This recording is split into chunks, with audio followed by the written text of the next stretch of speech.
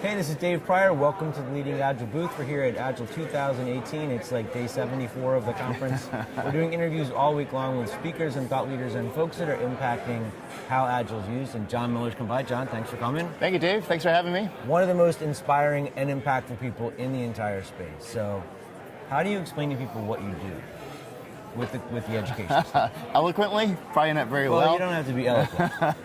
In the education space, since 2011, took Agile principles and practices and took it to a classroom. And so I wonder what will happen. And so our first classroom was a fourth grade classroom where we tried this. We thought it would really help fourth graders who are about 9, 10 years old, play around with their independence a little bit more and give a good tool, a good framework to help teachers navigate, helping a student be more independent, more self-directed. So you're teaching students to use it in their learning and the teachers as well? Correct. Okay. Yeah. So if you look at it as, like say Scrum, it's very Agile Classrooms is the kind of the framework we've created for education. It's very much Scrum inspired. You'll see some Kanban elements and things like that. But it's very Scrum inspired. So what you'll do is the students will have very similar to a backlog. And these will be just learning objectives. They're not like building a product, but they're building learning. Their product is learning. So they'll get together and just like a sprint planning session would have, and they would say, okay, how are we going to learn this together? Now, I think the difference with a classroom, especially with 9, 10-year-olds, is you can't expect them to be self-organized right away. You can't? Okay. Not always. I think it depends on the project. If it was like a project that wasn't like a low-risk project, you probably could. If you try to bring this into a public education classroom, where teachers' livelihood is at stake, most of them are going to say, "Oh yeah, we'll just whatever learning objectives they want to do," and they start learning however they want. The SATs, yeah, not a big deal. Yeah. Whatever. What I find is having those kind of stakes changes the game a little bit with this, and so what we did is we learned how do we scaffold self-direction? Okay. How do we give a framework to where maybe one team is down here, very low self-directedness, which means I need a lot more guidance from a teacher. Sure. I need a lot more situational leadership from a teacher. So from there, the teacher actually might provide the how. Okay.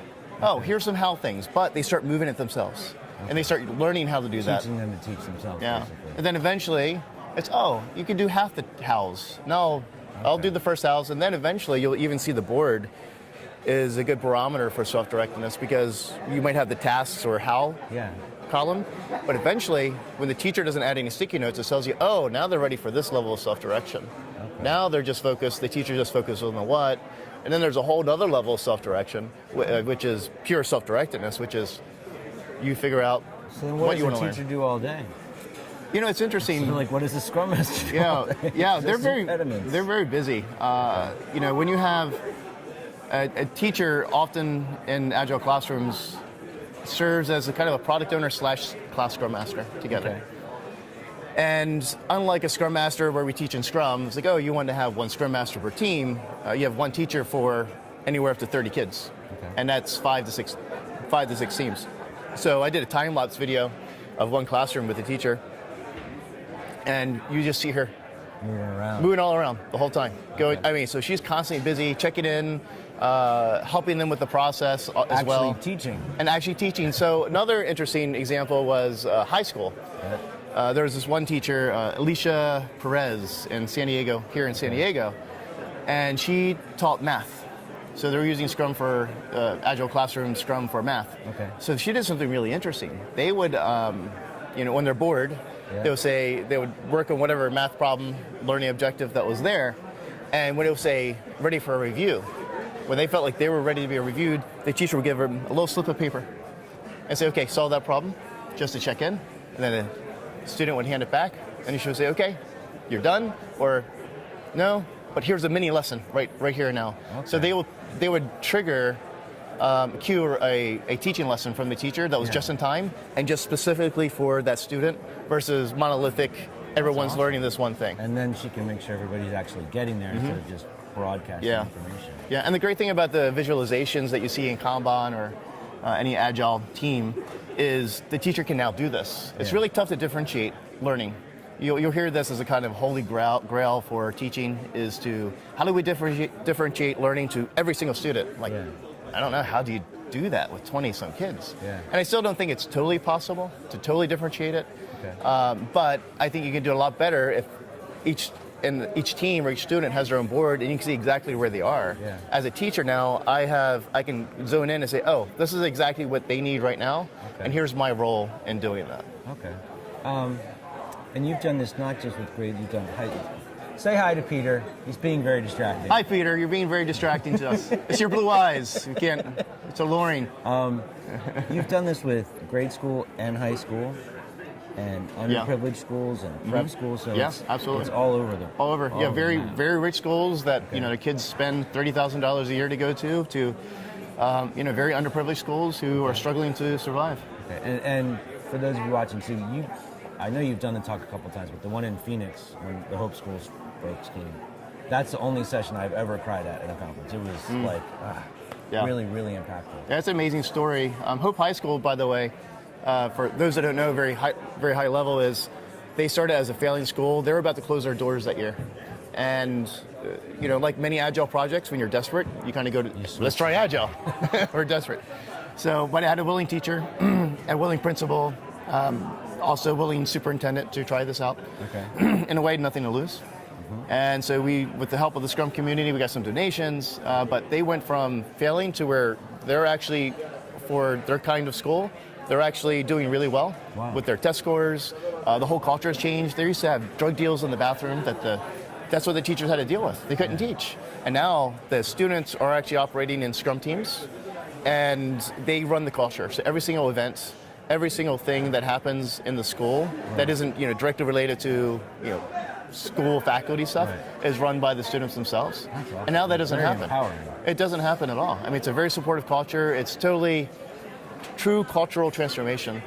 And today they actually have a partnership with Blue Cross Blue Shield of Arizona, and they have an internship program for students. Working with their Agile teams. So they actually have student Scrum Masters. You're getting them into the work. Getting them into Blue Cross. And for these kids come from very rough backgrounds, impoverished. They've never seen what it looks like to, inside one of these places, to see that they actually have opportunities, to see where they could fit.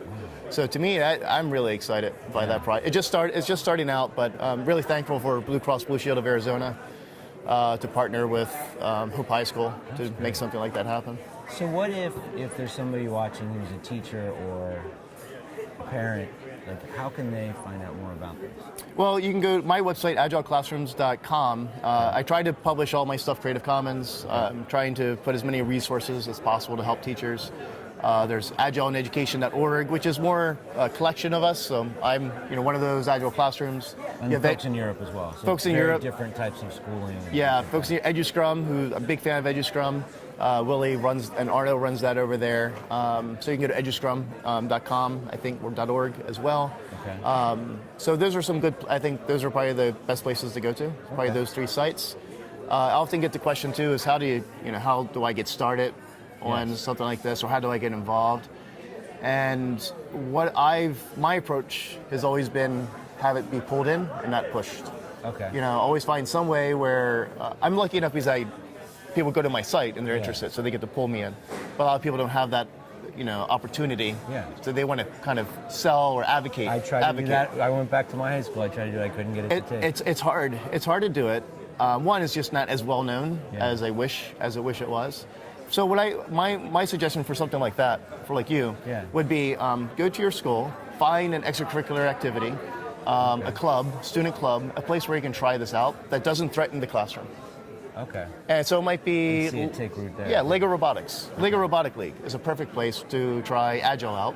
And what happens, they start to see it, and teachers start, oh, what is that? Oh, that's curious. Can you tell me more? And then maybe I can try some of this. Would you be willing to share that with me? So I find that's a really good way to start in the peripheral. Kind of sneak it in. And then sneak it in. And then worst case scenario is you did something really great for those students and for that club, which feels great. And that's a success in itself. All right, cool. So we're going to switch gears now. Sure. All right.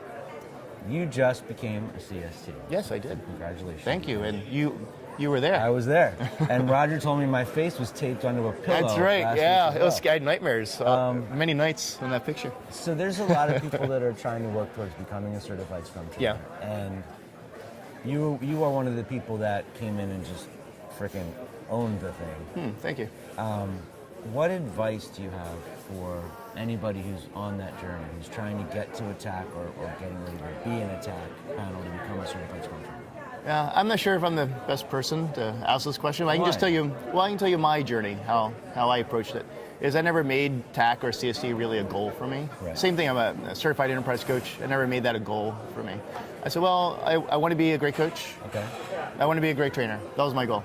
Okay. And I said, well, I think I'm pretty good now. I think I'll try for the CST. Okay. Now, there are certain things, though. Always have this idea of transcend and include. Have a bigger goal. Okay. And then you include the other things like certifications that might help you. So for me, I have some different goals than I think what most people have had when pursuing a CST, I think. Is I do want to use that for Agile Classrooms. Teachers are asking to get certified as well. So I'm like, well, I can't do that for you. So CST would help me do it. But to prepare, just to get to be better prepared for a CST, is you can have somebody like Roger Brown, who taped your face and a bunch of the tech members' face to help me prepare, and I got to pretend I was in the tech. So that was definitely one thing, is practice. One thing is just do as many trainings as you can. I think it's about practice, it's about being competent and be able to deal with any situation, especially if you have him on your TAC.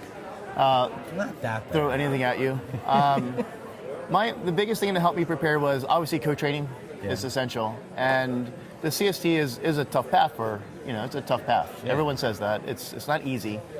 But I found I never would have co-trained as much if I didn't put CST on my radar.